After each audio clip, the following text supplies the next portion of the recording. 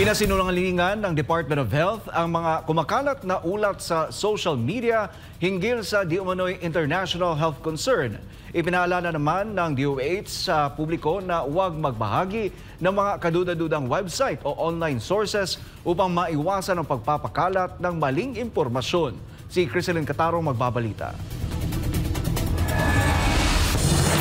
Meron po tayong na-monitor kagabi at lagi natin sinasabi di umano'y isang international health concern na meron daw na bagong kumakalat at maraming bilang ng kaso ng isang sakit sa isang bansa. Hindi ho namin pinapangalanan ng bansa at ang sakit dahil hindi nga po ito verified.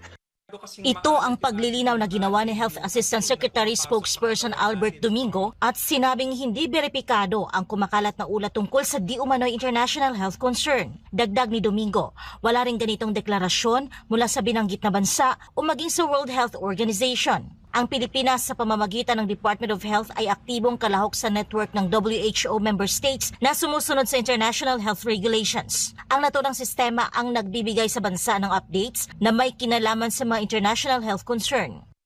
Ang tugon po ng DOH ay nagtanong po kami sa ating WHO official channels sa international health regulations at pati na rin po minonitor natin kung meron bang deklarasyon yung bansang nasabi. Wala naman po. So hindi po totoo yan. Kung mayroon pong nangyayari ay malalaman kaagad namin at mag-a-update po kami. Tiniyak naman ng DOH na gumagana ang mga disease surveillance system ng Pilipinas.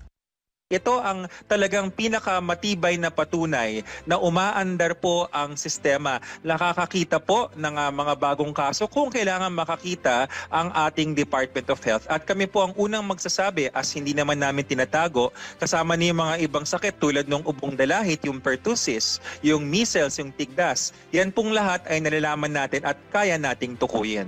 Ipinaalala naman ng health official na huwag magbahagi ng mga kaduda-dudang website o online sources at huwag magpakalat ng maling impormasyon at kalituhan. Ang naturang pahayag ng DOH ay sa gitna ng kumakalat ngayon sa social media na di umano'y human metapneumovirus o HMPV sa bansang China. Sa kabilang dako, tinawag ng Chinese Embassy na fake news ang di umano'y international health concern na ito. Para sa Diyos at sa Pilipinas kong mahal, Criselyn Catarong, SMNI News.